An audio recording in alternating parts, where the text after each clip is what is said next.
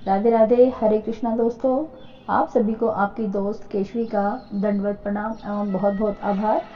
दोस्तों, आज हम गीता के तीसरे अध्याय के महात्म्य का पठन एवं श्रवण करेंगे। तो चलो चलते हैं गीता के तीसरे अध्याय के महात्म्य की ओर। भगवान हरि बोले, हे प्राण प्रिय, किसी नगर में धनिक नामक एक ब्राह्मण रहता था। उसने विजातीय वणिक स्त्री से विवाह कर के एक पुत्र उत्पन्न किया, लेकिन उसकी वृत्ति हीन होने के कारण वह प्राय स्त्रियों के संग रमण किया करता था।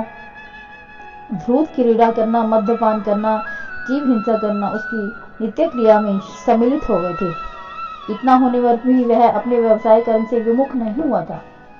एक दिन वह व्यवसाय में अर्जित धन लेकर परदेश से लौट रहा था कि घने जंगल में लुटेरों ने उसे लूट लिया और उसकी हत्या कर शव एक वृक्ष की शाखा से बांधकर चले गए। इधर धनिक की पत्नी और पुत्र उसकी प्रतीक्षा करते रहे। जब अधिक दिन बीत गए तो एक दिन धनिक का पुत्र अपने पिता को ढूंढने के लिए घर से निकल पड़ा। इधर उधर भटकने के बाद एक दिन वह ऐसे मार्ग से गुजरा जहां घना जंगल था।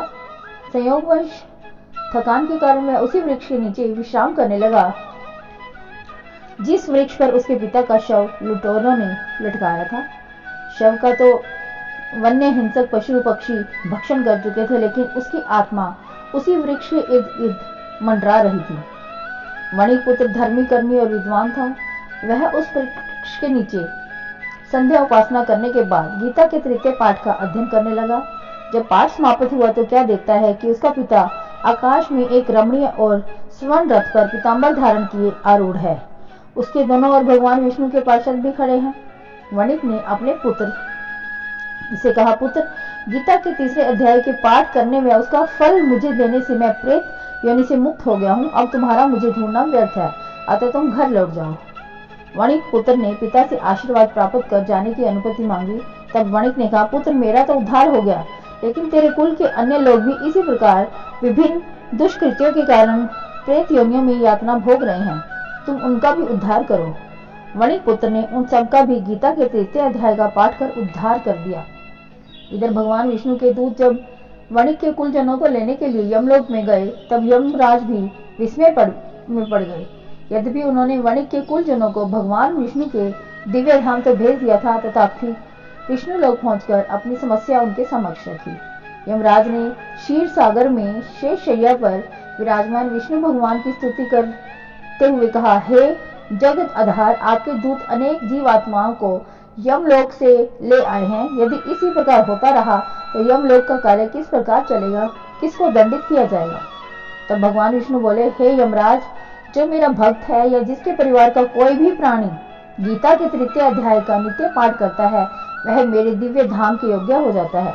जिसके कुल का कोई प्राणी अपने पितरों के निमित्त गीता के तृतीय अध्याय का पाठ करके उसका फल उन्हें दे देता है, तो वह भी मेरे दिव्य धाम को जाता है। भगवान विष्णु ने कहा, हे यमराज, जो भी मेरा भक्त हो या जो गीता के तृतीय अध्याय का नित्य पाठ या उस पाठ का श्रवण करता हो, उस जीव आत्मा को तुम कभी भी नरक की यातना मत भोगने देना। अब तुम अपने लोक को लौट जाओ। इतना कहकर भगवान विष्णु अंतर्ध्यान हो गए। यमराज भी यमलोक में आकर अपने तृतीय विधान में जुट गए।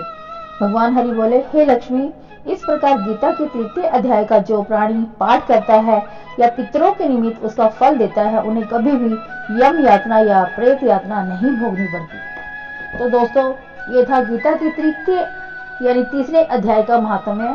अब आपसे गीता के चौथे अध्याय के महात्म्य में फिर से मुलाकात होगी। तब तक अपनी दोस्त केशवी को आगे दीजिए। राधे राधे, हरे कृष्ण।